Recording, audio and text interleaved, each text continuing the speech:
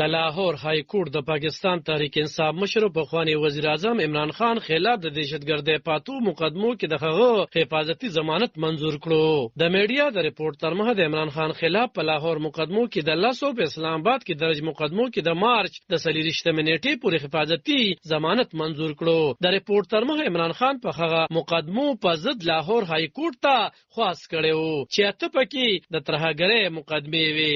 ریپورت وايي چې لاهور های کورټ د پی ټی آی کارکون علي بلا اور فضل شاه د وجل کېدو په کیس کې هم د عمران خان ضمانت منظور کړو. عدالت عمران خان ته هم د حاضرېدو امر کړو. میډیا سره په خبرو کې د خبريال ضیاء الرحمن په قول پخوانی وزیر اعظم د پلویانو د قافلې ترڅنګ لاهور های کورټ ته ورسېدو. عمران خان عدالت ته خواست وکړو چې د هغه خلاف د دهشتګردۍ د مقدمو تفصیل دی ورکړي شي چې په دغه مقدمو کې هم د ضمانت خواست وکړي. د مقدمې د اورېدو په مخال د لاهور های کورټ جج جسټس طارق سلیم وویل چې د عمران خان د گرفتاری د پر امر جاری کړی شوی وو خو عمل یې په ونه کړو او د دې نه دا تاثیر خوريږي چې د ریاست واکداري نشته.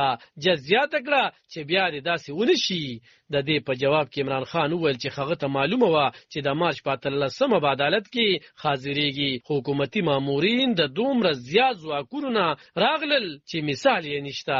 هغه وویل چې پارټي د انصاف په نوم ده خو په کارکونکو یې د هغه په قول بدترین تشدد شوی دی. جس طارق سلیم شیخ عمران خان مخاطب کړو او ورته وویل چې پولیس سره دی تعاون کوي. د اسلام آباد های کورټ د 13 مارچ پورې عمران خان د نه گرفتارولو امر کړی دی. د توشخانی په مقدمه کې د هغه د ناقابل ضمانت گرفتاری امر برقرار ساتلی دی. د زیارت او چهارشنبه پروز سیشن عدالت د توشخانی په مقدمو کې د عمران خان د گرفتاری د امر خلاف مسترد کړو. د اسلام آباد های کورټ چیف جسټس عامر فاروق وویل چې عمران خان د عدالت د کار د وخت په مخال د مقدمې په عدالت کې حاضر شي او کوچري داسې نه کوي نو په ضد یې د توهین عدالت اقدامات هم کېدلی شي. عمران خان د هغه د نیولو لپاره د حکومت عملیات د ودرولو لپاره لاهور های کورټ ته خواست کړو او حفاظتي ضمانت لپاره مقدمه هم د سماعت د لاندې و.